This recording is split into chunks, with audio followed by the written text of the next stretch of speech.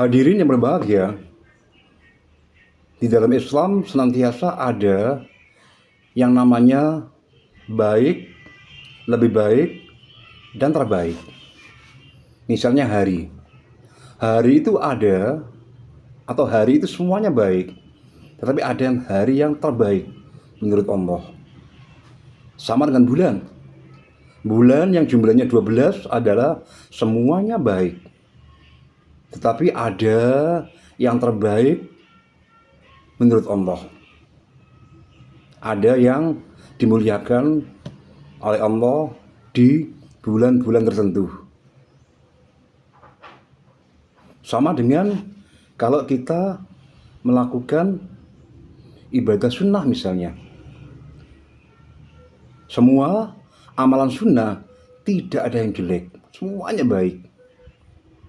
Tetapi Allah berjanji bahwa ada 3 amalan yang sangat baik, yang luar biasa dibanding amalan-amalan yang lainnya. Yaitu yang pertama, amalan yang paling baik adalah sholat tepat pada waktunya. Dan yang kedua, birrul walidain. Dan yang ketiga adalah jihad fisabilillah. Hadirin yang berbahagia, bahwa saya ingin lebih fokus ke hal yang nomor 2 tadi, yakni birrul walidain. Ya, karena yang akan nanti saya kupas adalah yang terkait dengan memperbaiki, ngebagusi orang tua kita, terutama yang sudah meninggalkan kita. Hadirin berbahagia, bahwa kenapa birrul walidain menjadi yang terbaik setelah sholat yang wajib tadi, sholat fi awal waktiha. Karena birrul walidain ini adalah memiliki semacam spesial yang sangat khusus di mata Allah, karena birrul walidain itu langsung terkait erat dengan statement atau janji Allah, ridhullah fi ridhul walidain. Memang sholat malam atau sholat sulusul lail itu luar biasa baik. Atau juga misalnya sedekah juga sangat baik. Atau menolong orang yang lagi kesusahan juga baik. Atau memberikan makan kepada mereka yang membutuhkan juga baik.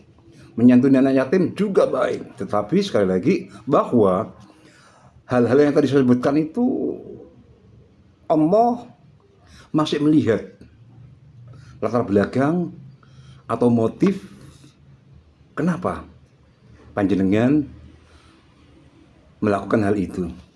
Misalnya sholat malam. Sholat malam atau sholat sulusul lail itu adalah sangat luar biasa baiknya. Cuman akan menjadi kurang nilainya kalau dilakukan tidak dengan niatan awal. Maksudnya begini, kalau panjenengan sholat sulusul lail itu diniatkan saat kita habis sholat isya, kita berdoa semoga nanti malam panjenengan menolong kami ya Allah, membukakan, membangunkan kami misalnya tepat pada saat sulusul lail terjadi. Maka itulah kira-kira yang menurut Allah sangat luar biasa baiknya. Tetapi kadang-kadang ada juga orang yang sholat malam sulusul lail itu dilaksanakan sekalian. Maaf, sekalian kencing, sekalian sekalian ke air misalnya, atau yang lainnya. Sehingga makna daripada sholat malam tadi itu akan sedikit terkurangi kalau panjenengan melakukannya tidak dengan sungguh-sungguh, yang dimulai dari niatan awal, yakni setelah sholat isya misalnya. Sama dengan yang sodako misalnya. Sodako Anda ini akan dinilai oleh Allah ya sesuai dengan latar belakang, motif. Kenapa Anda sodako? Dari mana uangnya? Dan seterusnya. Padahal sodako sekali lagi adalah sodako, yakni sebuah perbuatan ya, sebuah amalan yang tidak mungkin terhapuskan walaupun Anda melakukannya dengan misalnya dipertontonkan riak segala macam. Tetapi sekali lagi nilai sedekah tetap hadir nanti di hadapan Anda tanpa terkurangi sedikit pun, kecuali Anda memiliki motif yang di luar syarat yang ada.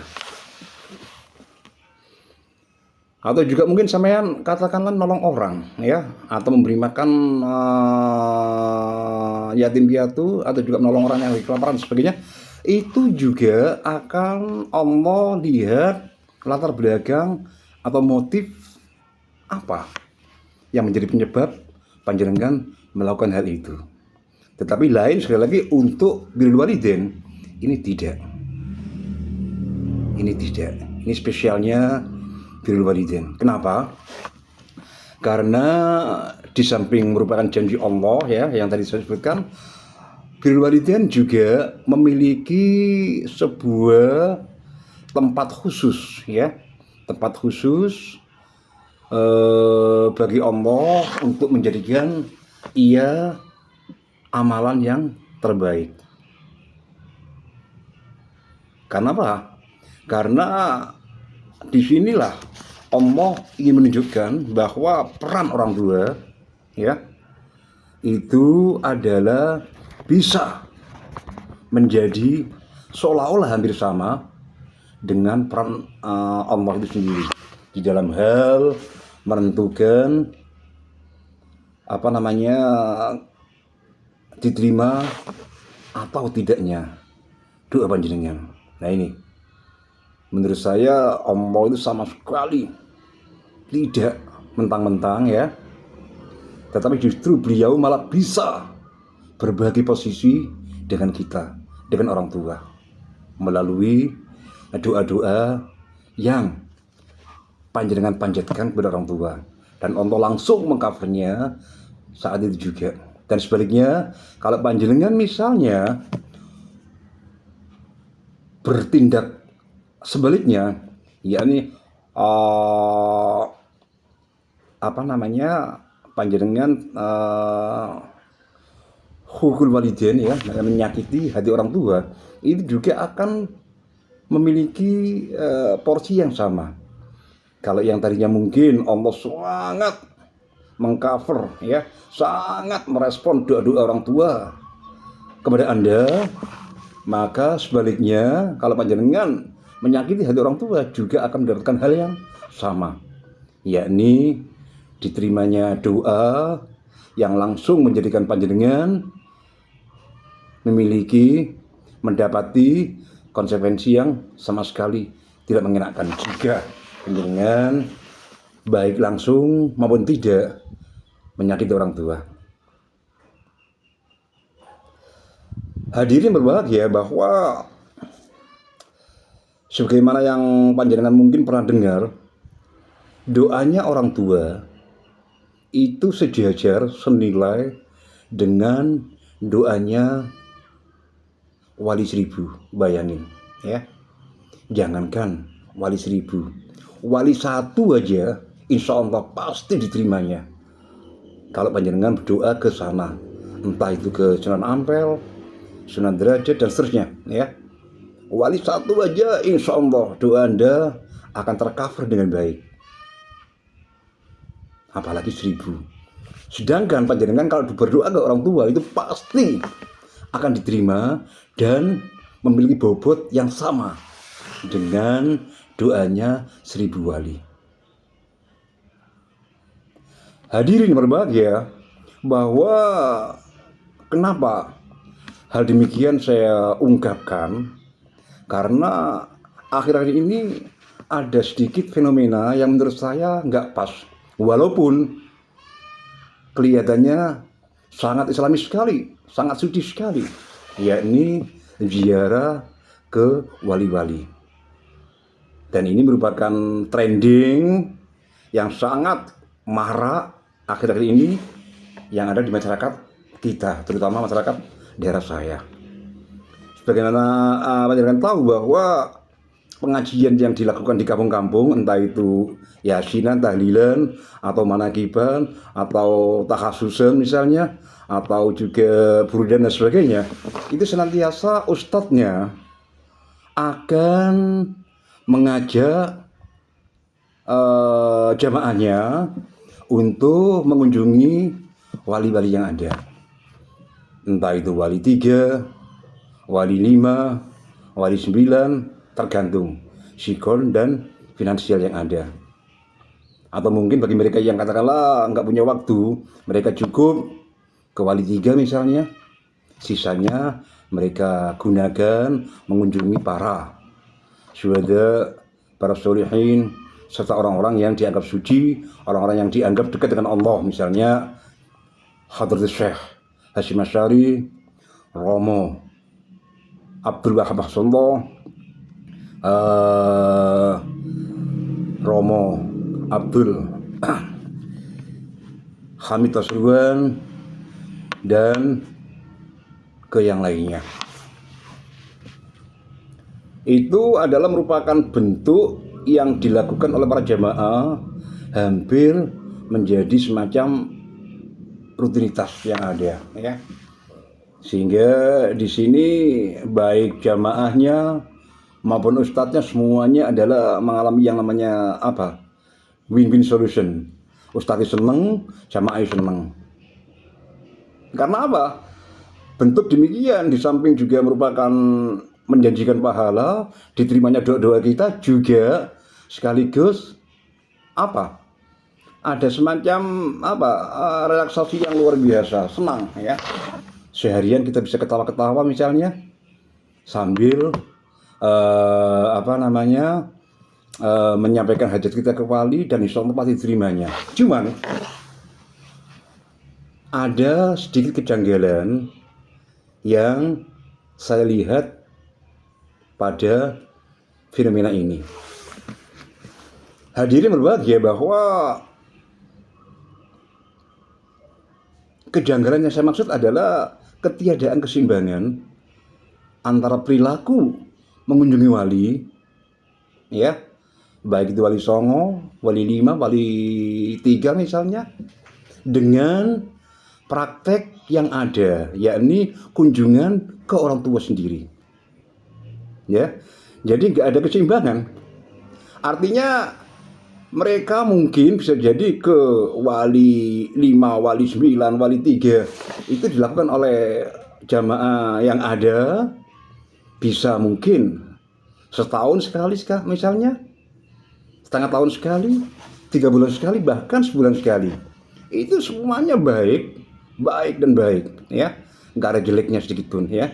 Sangat luar biasa. Dan ini sangat dianjurkan, memang kita harus senantiasa mengadakan doa-doa ke orang-orang yang dianggap oleh kita semuanya sangat dekat dengan Allah, sehingga kalau sudah demikian maka akan menyampaikan doa-doa kita ke Allah, dan Allah langsung membalasnya dengan secepat itu pula. Tetapi ingat bahwa yang saya maksud adalah ketiadaan keseimbangan adalah agak aneh memang kalau ke wali 3, wali 5, wali 9 sebulan sekali misalnya, sementara ke makam orang tua sendiri tidak pernah dilakukan. Bahkan makam orang tua sampai tinggi-tinggi itu rumputnya misalnya atau yang lainnya, sehingga saking seringnya tak terkunjungi oleh putra-putrinya, ya. Akhirnya apa? Model demikian ini secara gak langsung akan sangat menyakiti hati orang tua, akan sangat menjadikan orang tua cemburu, akan sangat menjadikan orang tua nelongso dan lain-lain. Ya, kalau orang tua sudah demikian, cemburu, marah misalnya, nelongso misalnya, maka beliau akan berdoa kepada Allah, ya Allah, semoga perilaku anak saya yang sering ke wali tetapi tidak pernah ke saya, maka mohon doa-doa mereka panjenengan cut, doa-doa mereka panjenengan tak kabulkan. Dan ini pasti terjadi. Allah langsung akan mengkat, nggak ngabulkan apa yang menjadi hajat panjenengan, walaupun Anda sering ke wali yang ada, ya, entah itu 3 bulan sekali, 2 bulan sekali, atau bahkan sebulan sekali. Hadirin berbahagia bahwa doa ke wali-wali yang panjenengan lakukan ini itu jangankan ke wali 3, ya, wali 5, wali 9, bahkan wali 100 pun itu gak ada dampak apapun selama panjenengan belum mengadakan keseimbangan pergi ke makam orang tua panjenengan sendiri. Hatta, ya, misalnya panjenengan sekaligus ke Rasulullah sekalipun, maka panjenengan dengan sopan, Kanjeng Nabi mengatakan, maaf, saya tidak bisa menyampaikan doa-doa Anda ke Allah. Kenapa? Karena ini adalah merupakan kesalahan atau nyalai pakem, ya. Dan Rasulullah sama sekali tidak punya hak untuk menerima doa panjenengan. Sekali lagi, ini adalah merupakan sesuatu yang bertentangan dengan syar'i yang ada. Ya, bayangin, disinilah letak daripada kekuatan doa orang tua. Kenapa? Karena bunyi statement ayat yang ada adalah ridhonloh firdal walidin, bukan ridhonloh firdal walidullah atau ridhonloh firdal nabiullah, tidak, tetapi ridhonloh firdal walidin. Nah ini, jadi kalau panjenengan misalnya jeli dengan ini, maka semuanya akan jadi clear karenanya. Dan jangankan maaf para wali, Rasulullah pun tidak berani misalnya berbuat yang gak sesuai dengan yang telah digariskan oleh Allah yang ada. Ya, baru setelah Anda ke makam orang tua Anda, minimal sama, ya. Kalau panjenengan ke wali misalnya sebulan sekali, maka Anda juga ke orang tua Anda sebulan sekali, itu imbang. Ya, syukur-syukur kalau ke wali sebulan sekali, ke orang tua 2 kali sebulan, itu ideal, ya. Itu bagus. Tapi paling tidak sama, nggak ada masalah. Yang penting adalah jangan sampai kesan orang tua ditelantarkan, orang tua gak direken, yang direken hanyalah kunjungan ke wali-wali yang ada, maka ini menjadikan orang tua sakit hati, orang tua akan mengalami kecemburuan sosial di sana. Ya, mungkin beliau akan mengatakan, lah iya, anakku ini cilik tak sekolah no, ya, cilik tak rumah, gede tak pondok no, tak sekolah no, kok malah koyok gini tadi ini, kan begitu, ya. Dan ini pasti akan dialami oleh semua orang tua. Pasti akan dialami oleh semua orang tua kalau anaknya tidak berbuat adil padanya. Tetapi sekali lagi, kalau panjenengan misalnya kunjungannya itu sama, maka insya Allah, ya, Allah, maka orang tua Anda langsung berdoa kepada Allah, semoga ya Allah, putra saya mendapatkan apa yang diinginkan. Fiddin, wadunya, wal akhirah. Dan Allah langsung mengcovernya dengan baik seketika itu. Hadirin berbahagia, bahwa masalah seperti ini, udah,